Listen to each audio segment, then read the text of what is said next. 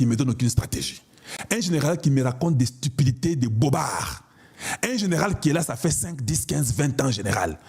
Vous avez vu les généraux qu'on a condamnés, non? Dernièrement, on a condamné les généraux qui ont fui Bukavu et Goma.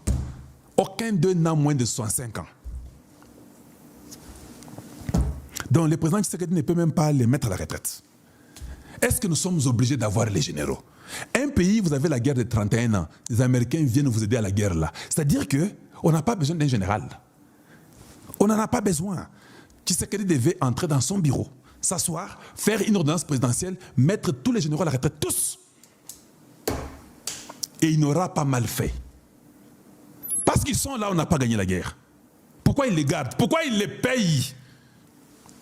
Payer 200, 300 généraux, l'argent c'est beaucoup d'argent. Vous les mettez à la retraite.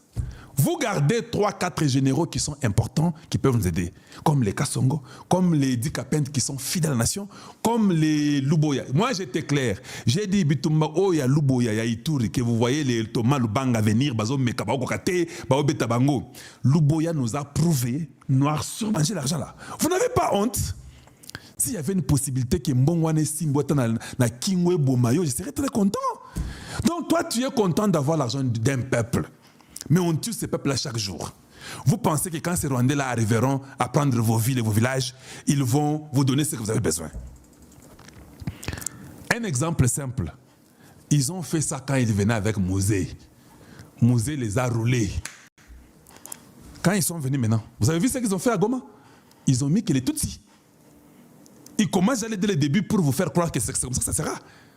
Et vous nous amenez un certain Nanga de la très mauvaise qualité, un rebelle, un terroriste. Et les gens n'ont pas l'esprit de saisir. Vous arrivez au sud Kivu, ils mettent les Tutsis là-bas. Vous pensez quand vous arriverez dans les Kindu, Équateur, partout, Kassai, ils vont mettre vos frères. Tu es fou quoi. Là, ils vont vous tuer, vous tous qui venez avec eux là. Vous tous ces journaleux, ces aventuriers de la mauvaise classe, des pauvres gens qui vont après les gens parce qu'ils n'ont pas l'argent en fait. Ce sont des prostituées intellectuelles, voilà. Vous pensez qu'ils vont commettre une deuxième bêtise.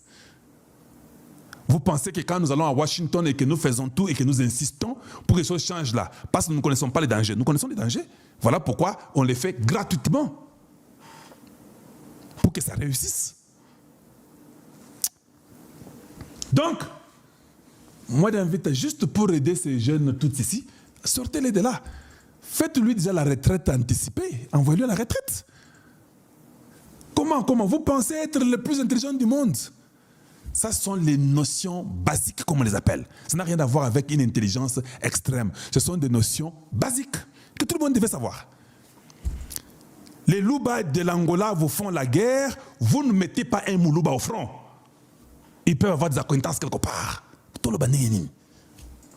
Donc, normalement, on espérait, ou bien j'espère, que Tshisekedi fasse une ordonnance présidentielle pour mettre en suspension tout celui qui a les origines rwandaises. C'est comme ça.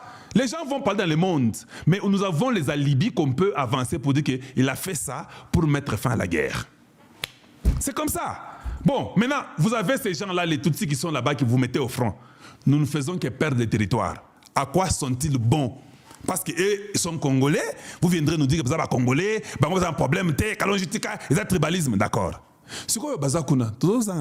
Nous avons eu les folles Sikabo, ils sont d'origine rwandaise. Nous avons eu les Kissa, tous ces gens-là, les Chirangonza des Ougandais. Mais comment? Vous les mettez chefs d'opération. Mais dans vos cerveaux-là, vous pensez à quoi? Vous pensez que vous les contrôlez? Non! Mais l'espionnage à un niveau impossible. L'espionnage aujourd'hui est arrivé au niveau corporel. Il peut arriver là-bas, il dit en tout cas, nous sommes contre les Rwandais. Cela veut dire dans leur langage là que vous devez attaquer le Congo. Alors pour éviter tout ça, à nous donner la tête un peu, de nous faire souffrir, de réfléchir, qu'est-ce qu'il voulait dire, le body language, le langage corporel. Non, papa, retraite. Vandana nous en retraite. Qu'on voit des choses différemment. C'est simple.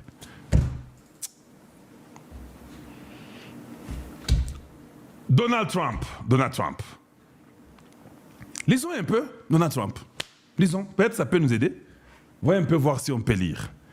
Qu'est-ce que Donald Trump dit? On va essayer de lire tous ensemble. Ça, c'est le président américain qui écrit ça. Il dit, it's very hard. Oh mon Dieu. Mais on nous aide même, et puis on ne comprend pas toujours. Donald Trump dit, it's very hard, if not impossible, to win a war without attacking an invader's country. Vous avez compris ça? Na traduire na sarandengini pour na batu bobo mona. Alors bien ngokuna. Il est très difficile, si pas impossible, de gagner la guerre sans attaquer les pays qui vous a envahi. Caca! Mais ça là, dites-moi un peu. Mais Jesus, je ne comprends pas la mentalité du peuple congolais. Pourquoi nous en sommes arrivés à ce point? Donc, ces tweets, c'est comme si Donald Trump nous parle à nous, le Congo, que vous avez besoin à Minduki, vous avez besoin de réformer votre armée, vous avez besoin d'être correct, sinon c'est presque impossible que vous puissiez gagner la guerre sans attaquer celui qui vous a envahi. C'est là, littéralement, c'est là. It's very hard, j'ai mis ça pour vous, it's very hard, if not impossible, to win a war without attacking an invader's country. It's like a great team in sport that has a fantastic defense, but it is not allowing to play offense. Il dit, c'est comme dans le sport. Ils ont une attaque fantastique. Non, ils ont une défense fantastique, mais ils ne sont pas autorisés de jouer l'offense. Ils ont une défense fantastique comme dans une équipe, une grande équipe de sport. Ils ont une grande défense fantastique, mais ils ne sont pas permis de jouer l'offense. Donald Trump dit, there is no chance of winning it. It is like that with Ukraine and Russia. Donc, il donne l'exemple, c'est comme l'Ukraine et la Russie. Il n'y a pas la chance de gagner si vous êtes toujours sur la défense au lieu d'être aussi sur l'attaque. Même si vous êtes la grande équipe défensive mondiale, vous n'êtes pas permis de jouer l'offense, vous n'allez pas marquer, vous n'allez pas gagner.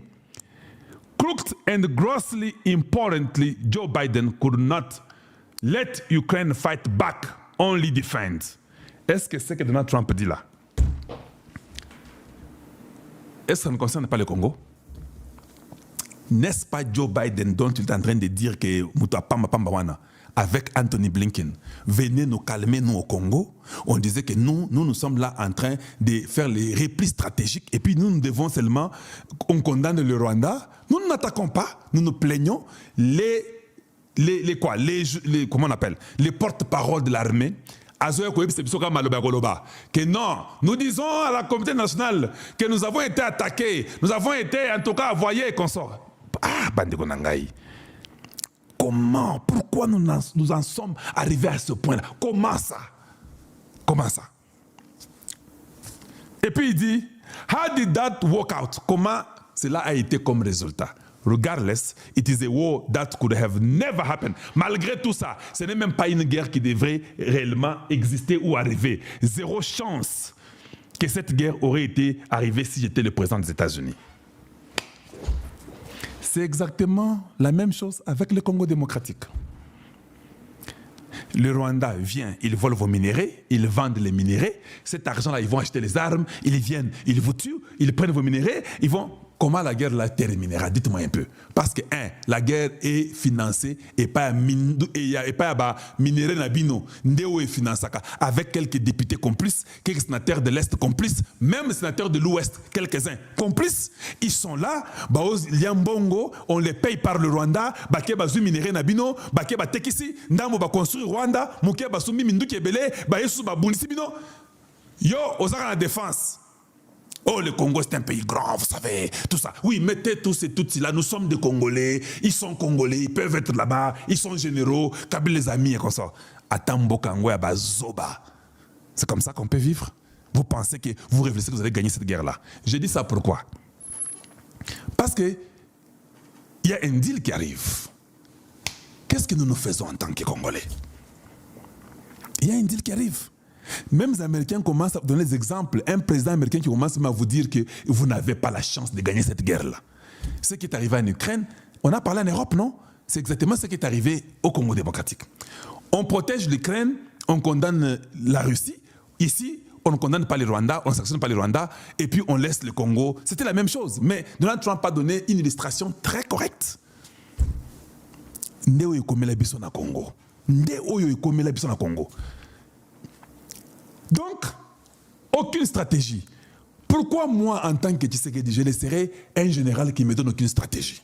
Un général qui me raconte des stupidités, des bobards. Un général qui est là, ça fait 5, 10, 15, 20 ans, général. Vous avez vu les généraux qu'on a condamnés, non? Dernièrement, on a condamné les généraux qui ont fui Bukavu et Goma. Aucun d'eux n'a moins de 65 ans.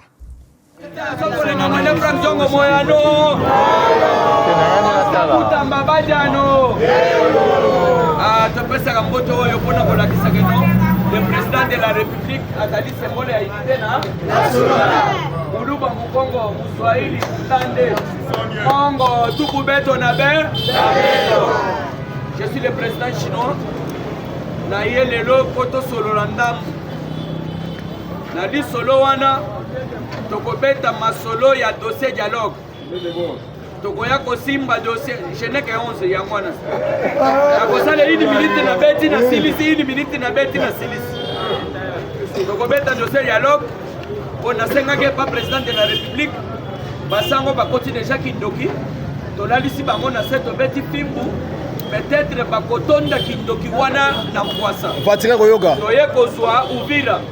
Na ebisaki binoke Uvira altercation. Donc Bawazalendo na FARDC. On a des mitu qui fallait que quand on Uvira, il y a déjà 3 jours. Donc on a Kosimba dossier Oyo. Il y a Bademon. Oyo basaka toujours bazolinga bazala toujours ya président Félix Antoine Tshisekedi. Alors il y a mis donc 4e. Pourquoi Félix Antoine Tshisekedi Tshilombo garde encore silence dans le dossier ya Mutamba? Pourquoi Félix Antoine Tshisekedi a toujours silence dans le dossier à Mutamba? Les locaux Yokango, c'est la présidence de la République. Aka yebingana koyeba pesi. Ozoyeba tema. Micro malgré ça de botana magam. Il loko des foko sala IDPS na bayoko. IDPS viva! Viva! Tokoya Kosimba.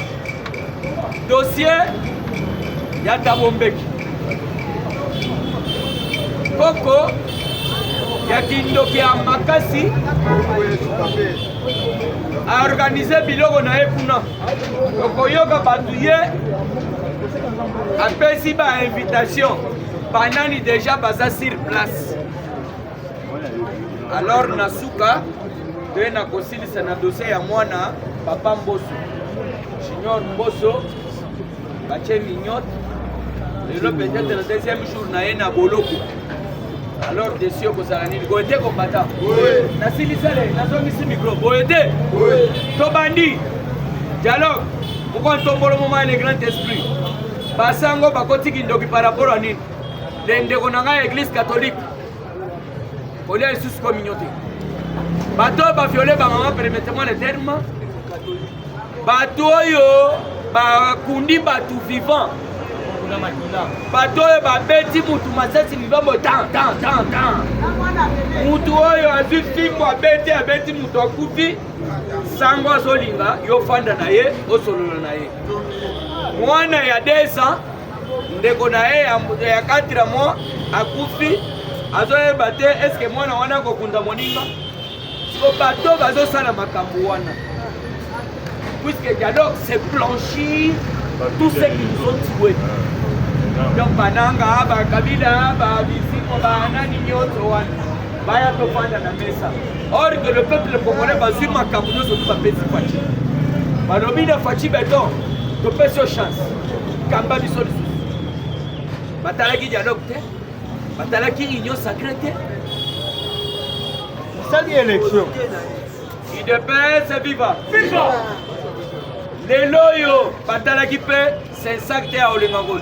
Dans une république qui se respecte, Olengango est mouton ko beta film. Yene mouton era ki biso tibala.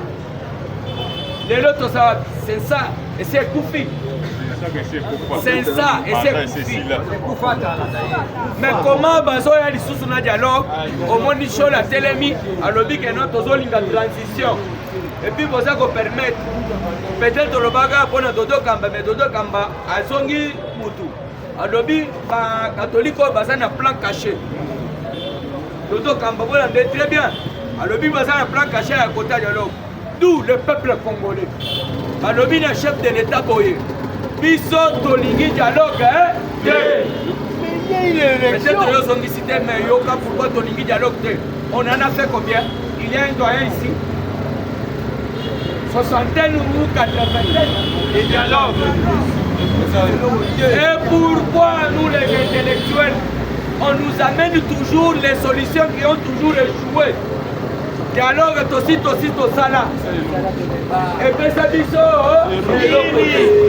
yango nde basango banani badiabe, donc il y a un plan caché.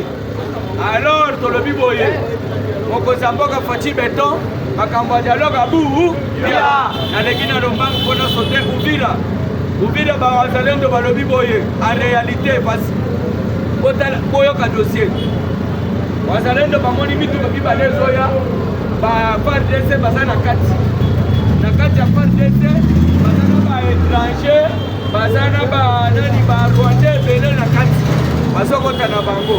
Sikoyo na Uvira bazalendo balobi boye ata mutu moko te akokotisa mutuka awa. Sikoyo baye komona baza kos'impose ote mwa colonel tel mwa major tel mwa inter tikaka bakota nde batali bato tozomema kotoyo tozoboye mpo nini l'air bango bakoya peut-être bakozala baennemi na biso bakobaluka na biso.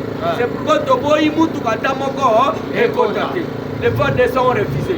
C'est pourquoi je demande au président de la République bato nyonso tobazali na 50, 56 ans, 60 ans retraite tozwi bantimba na banzuzi na bampio na bambwa bampia na na bailunga na bantimba na bamwela oyo bauti formation bakosala mosala. Tala un général Libumu boye akokende wapi? Général azalaka reminier akokunda wapi? Mokonzi ya mboka apesa biso bagénéraux na yo. Kabila alala kutu na butu moko anoma 100 et quelques généraux butu moko basali formation te na yango omoni bazalendo balobi bino boza baennemi bolongwa na frontière ya Uvira puisque biso tozoya wana tozala sécurité monguna akokota te. Nakopesa bino kombo ya général wana azali connu de tous, général Meshak ya wazalendo ya côté ya Uvira, le général Meshak na sauté. Alors écoutez maintenant encore les deux démons autour de Félix Antoine Tshisekedi. Démon liboso pourquoi tombola ya bili suso Obasanjo ya mbeli ya nini Kabila apesa bango bakare minye bayibaki yo siko antake mokonzi ya mboka faci beton tobotoli bakare minye bele nayebisaki bino jour wana c'était certain lundi 800 concessions minières l'état botoli ya ba Obasanjo ya batamobeki mais toyokaki mokonzi ya mboka yabaki lisusu Obasanjo. Est-ce que ngana kokende Nigeria na kokosala nini? Pourquoi bayumu oyo bazoya kaka toujours? Deuxième démon oyo bozomona papota bombeki tolo ebandi kosala pasi ya miliki tokomi kosala miliki tozala bokonzi mai eza te josue mai lelo nazomela mai ya plein air mpona kobeta shita awa pesanga mai IDPS viva IDPS viva yoka tabombeki ye nde mutu asali biloko wana te. C'est Hippolyte Kabila, Hippolyte Kanambe.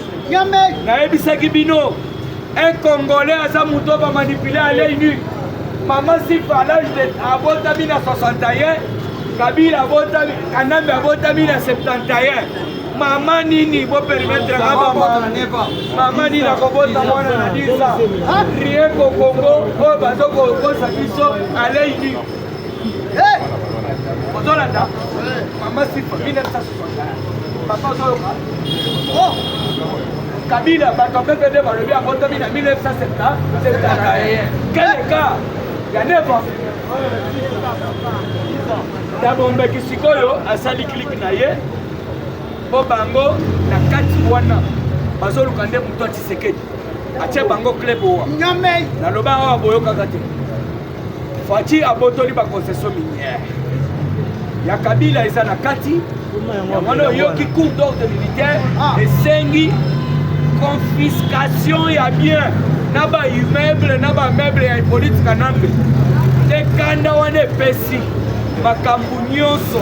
Alors vous devez comprendre. La ministre naza koyebisa bino Dabombeki alali te akomi koluka Fati akufa kutu ya kokufa. Siko ye aza na mbongo te. Puisque na kati ya Congo Kabila aza mutu aza na 32 milliards de dollars.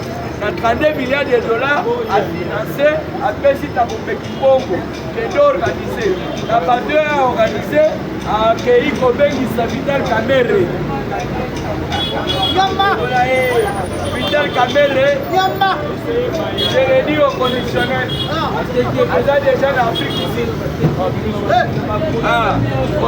Je l'ai dit au conditionnel. Aza déjà. Kaite. Kilomo Rotengana, Webisega Bim. Akenda Kinde Kotoyo, Ibanda Mboka Zongaki. Aussi même dans la réunion, il y a Baïdio Sacré. Vous êtes en retard. Laissez-moi avancer. Puisque, merci, je dois prendre de l'eau. Pardon vraiment. Je n'ai jamais pris de l'eau. Il faut comprendre, pardon. Et là, il y a mon moni. M'exprimer ça nécessaire. Bon, on a vu ça groupe. Pas même 60 000. Mais groupe, il y a un site au Négosaki. Babi Fumuzu, il y a $170 pour que ce soit ah, après, parce que l'Arabie Saoudite, fiche tout ça, on va au côté de la coupe de la baroté. Ça, c'est qu'il y a 3 minutes. On va se dire, pardon, fiche, on est au côté de la coupe. On va dire, président, parce qu'on va demander. Donc, tu as contestation, c'est sur la coupe de la vie sur mon corps. Tu vas occuper sous courant. Faut que la coupe de la vie sur ton occupé sous courant. Courant est ça là, donc ils ont la coupe. C'est ça, bon, été. Nazo chité. La réunion de Dabombeki Sali, Kamerhe, invité. Invité mais Eberan vraiment na réseau ébaté oyo nani oyo o ba pesa ki coordination ya ngo des sections Thomas Lubanga na mesa ba M23 nyoso twana na mesa comprenez Kabila pe na mesa Doyebi bango très clair on a yoki otozali ko benga ministre ya média alobi ote Bakokende te, Bakozala, la caméra déjà Zali, si vous n'êtes pas informé. Et j'ai dit au président de la République, excellent, la caméra est déjà là. Je l'ai dit au conditionnel. La sauté. Pourquoi Fati a gardé silence dans le dossier où il y a Moutamba? Selon mes analyses, pour condamner mon côté. Okotaki makambu ya otozali kobenga Nicolas Kazali makambu ya lampadaire na ba forage olobaki c'est un père de famille akoki jamais koleka na otozali kobenga justice toloba to condamné. C'est ainsi que le président de la République azongi na ngwende na ye puisque abimaki na qualité ya nini ya magistrat suprême d'intervenaki parce que l'air to attaquaki ye Atakaki keno yo makambu ya Kazadi okoti mais ya Mutambo okoti neni nde bayebisinga keno c'est ainsi que à se retirer.